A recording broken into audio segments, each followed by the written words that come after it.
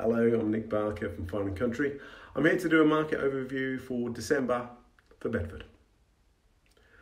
Well, thankfully 2020 is drawing to a close and it's been an unprecedented year in history. One in which the housing market has yet again proved its resilience, with house price growth has strengthened over the course of the year across both the mainstream and prime markets, with a record number of sales in progress for this time of year. We rewind a year ago, the country was waiting with bated breath to see who would occupy number 10 for Christmas. After the third election in just 5 years, Europe was top of the agenda, but a year of COVID has dominated the headlines. This has made Brexit slip down the pecking order, but with the final ties to be cut in January, it's now back on the agenda. The impact of the COVID-19 pandemic has resulted in a year like no other, or one which has impacted our lives and how we use our homes significantly. Garden has proved the most popular search term across the housing market throughout 2020.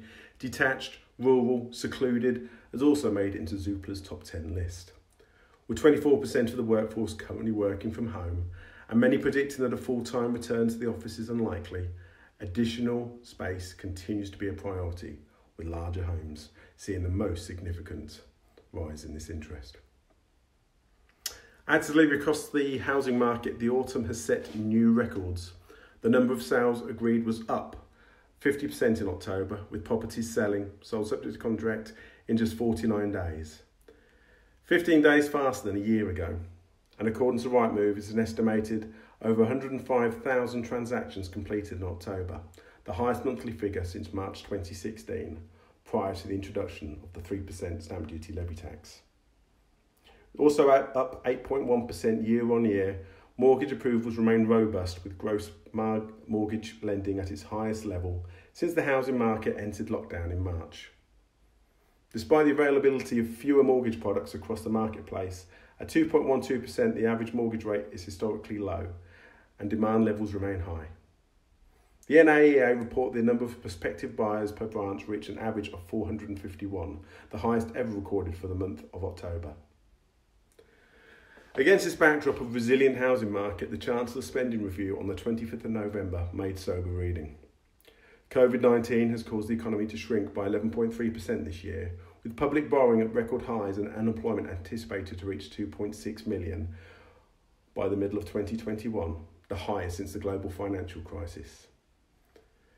Continued government financial support and the extension of the furlough scheme to March will help many, and the introduction of a successful vaccine programme will undoubtedly aid the economic recovery. As it stands, the Office for Budget Responsibility forecasts the economy will grow by 5.5% over 2021 and 6.6% in 2022. The country set to return to pre-pandemic levels by Q4 in 2022. Inflation and interest rates are forecast to remain low.